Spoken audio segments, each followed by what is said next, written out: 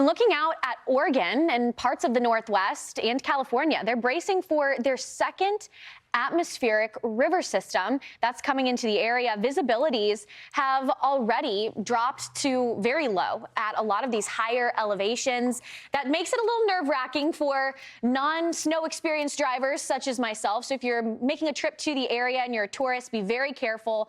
Check in on the Department of Transportation if they require snow tires, snow chains. That's something that we are getting in more abundance. I mean, the roads have been treacherous for New Mexico and farther north into Colorado from the previous winter storm, and now that's all extending into the Pacific Northwest. You see video of what California looked like just yesterday. Crews have been working around the clock to clean up these roads, but still, they're slick. So we've had spinouts that have occurred. We just briefly hit on the radar here, mostly rain at this point in time, but temperatures are going to continue to drop and snow becomes more of an issue, especially for the Cascades and even the Northern Rockies. Anywhere where you have this peach color, that's 24 to 36 inches. Snow levels here are about 4,000 feet and above. So that does include some mountain towns, great for skiing and snowboarding, but can also create some concerns, again, for traveling to those locations. The exclusive Fox model showing how much this rain and snow really doesn't budge until Thursday, especially for Northern California and Southern Oregon. The rain just continues to pound through the region as that atmospheric river floods the area. Wednesday, 8 in the evening, Thursday morning, not much has changed. The heaviest of the rain totals will be near the coastal mountains, right up against the Pacific along Interstate 5.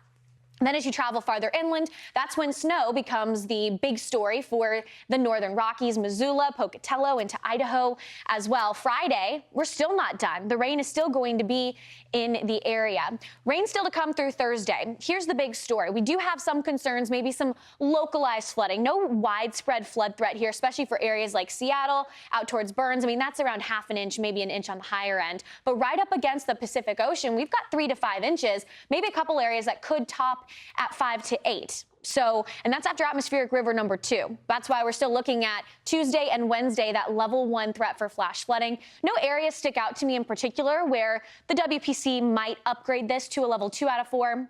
But it's not unheard of to see something like that happen if certain areas seem to be getting targeted by Mother Nature. It's fairly random when this happens. It just can be one spot. That's the unlucky few. Damaging winds are possible, leading to a low-end threat for severe weather that extends from Forks all the way down to Fort Bragg. So be prepared, and I wouldn't go putting up any Christmas decorations because that would not be fun to get on your ladder with winds of over 40 to 50 miles per hour for tomorrow.